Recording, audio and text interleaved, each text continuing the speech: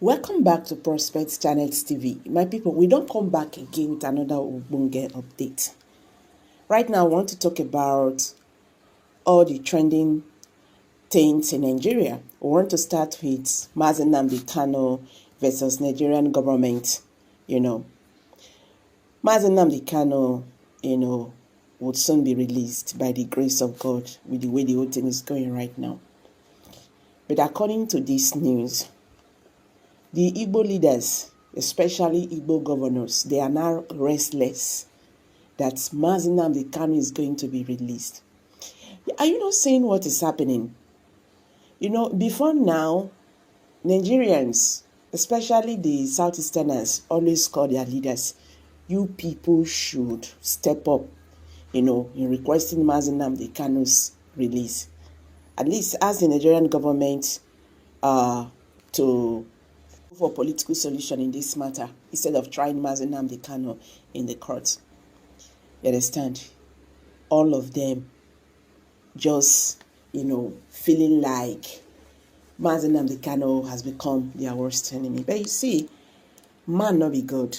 Anything when God talks say, it they happen, now it go happen. Igbo governors, all of them now, then they shame.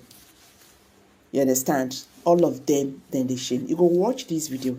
You go see what is happening. I go leave you, make you watch this video and see the reason why the Igbo governors are restless now that Nnamdi Kanu is going to be released and why they stop, asking Nigerian government to release Nnamdi Kanu. I could drop the video. We go watch them together. But before then, guys, if you are just joining us for the first time, please kindly subscribe, share this video, make it go viral so that the world will see their true faces. I will be right back. The elephant in the room, Nnamdi Kanu, is continued incarceration, is still facing trial. What is the prevailing? Let me ask you your own thoughts, because you've had very strong views about this in the past. But as of today, what are your thoughts concerning this? Is it possible to still find a political solution? Let me not waste your time. I'm not concerned about the processes going on in court. Nnamdi Kanu did nothing. That is contemporary, other people did in different zones, but are working freely. What did Nnamdi Kanu do? Did he pick gun and shoot anybody? Did he? That was why I said, if you cannot release him and can bring him to Igbo Square, let's use his body for barbecue and close this matter. I said it in this channel. Let's use it. Let those who hate him come and take a pinch of his meat so that we close the matter. It was because of the ancient hatred against the people from the southeast that Buhari took him and kept him there. I have said it without regrets. What did he do? And that's why we are pleading with Tinubu. It's not Tinubu that kept him there. But I'm sure he must be under pressure. Even from some southeast leaders and politicians, they had a hand in it. They had a hand in it. Because they're afraid of Nnamdi Kanu. I told President Buhari publicly that there is no politician living or dead that has the full ownership of Nnamdi Kanu without spending a kobo. Even the time of Chief Awolowo Azikiwe, they will pay for transport, they pay for movement. Kanu pays for nothing. I say so. I say, the man you should do business with is Nnamdi Kanu. Gogo, you find me and say so. Of course, because of that ancient hatred, he didn't want to listen to it. I'm not interested in whatever trial they are going against Nnamdi Kanu because he committed no offense. Even the presentation of Gulak's death certificate that is fake. They want to link it. What has that got to do with Nnamdi Kanu? They want to. You see that what I'm saying? It's a lot of politicians and businessmen in Igbo land are working against Nnamdi Kanu's release. Why? Because when Nnamdi Kanu comes out, he will be a determinant factor on who gets what and how in the entire Igbo race. Igbos are fanatical and sentimental on certain issues. They say Igbo love money, just give them money. It's not true. I've said it many years ago. Igbos don't love money. It is money that loves the Igbos. Because the Igbos know what to do with money and turn it around. Let people stop saying that Igbos love money. It is money that is in love with Igbos. Because when you give them 10 naira, they make it 100 naira tomorrow. Because money likes to be multiplied. So it's not a question of throwing money there. You must, I don't know why Nigeria has refused to study the spirit and the thing inside the Igbo man that will make you catch him really easily and he will follow you. Okay. Nnamdi Kanu, just a minute. Nnamdi Kanu, let them try it from here to high heavens. I'm not interested. So what you're asking the executive is to have the political will. The president should have the political will to release Nnamdi Kanu. Let any judgment come out of the court processes. It will not excite me, whether for or against. 25, sorry. We are happy to announce to the world that the prosecution has finally closed their case today with their last witness, PW5, known as EEE. He came and tendered reports of the NSAS, and in the course of the reporting, he alleged that it was the statements made by Nnamdi Kanu that instigated the damages during the NSAS. And he was subjected to a thorough cross-examination by the defense team under Mazi Bazu.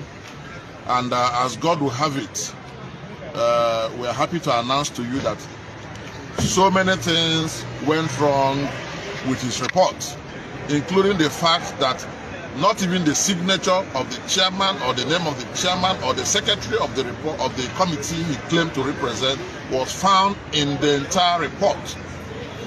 We are happy to announce to all of us of freedom that the matter has been adjourned to the 18th of July 2025 for a no case submission. In other words, to tell the court and to show to the court that the prosecution merely wasted 10 years of Nnamdi Kanu's life by arresting and detaining him for no just cause.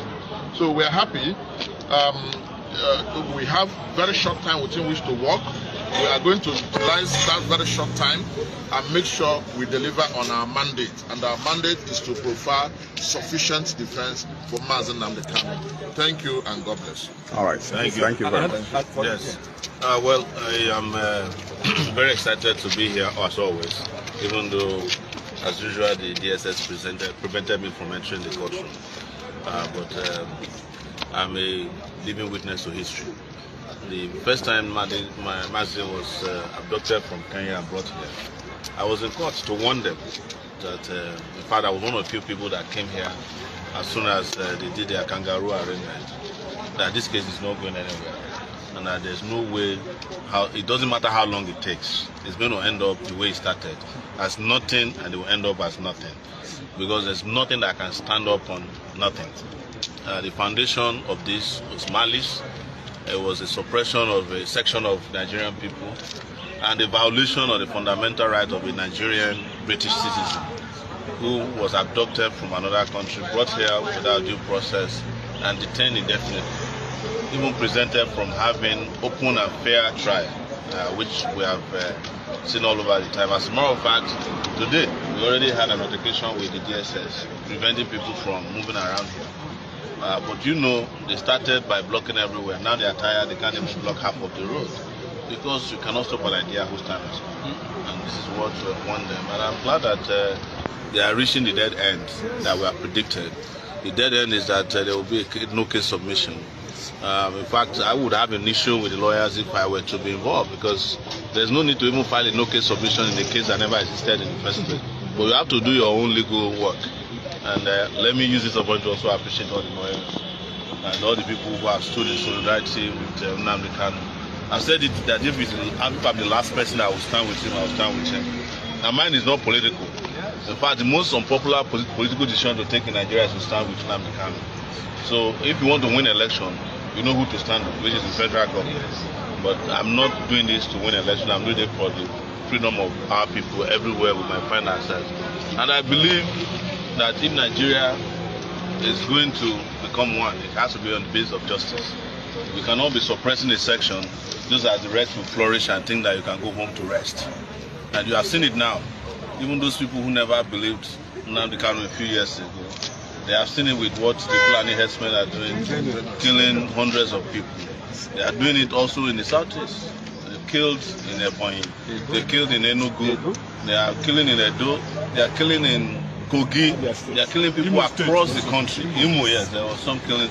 So this was what Nnamdi Kanu told you as a prophet. But he has always told me, when I met him in New York, that he's not a prophet. He's just saying the reality of what the Nigerian project is all about. That it was a fake project put together and it can never materialize until there is justice. And this is what we keep advising them.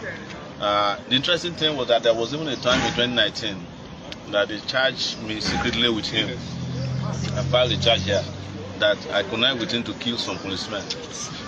So the case never came to trial, and it will never be. So we can't wait to see Nnamdi Kanu rejoin all of us. All right, thank you. I'm very certain that will happen.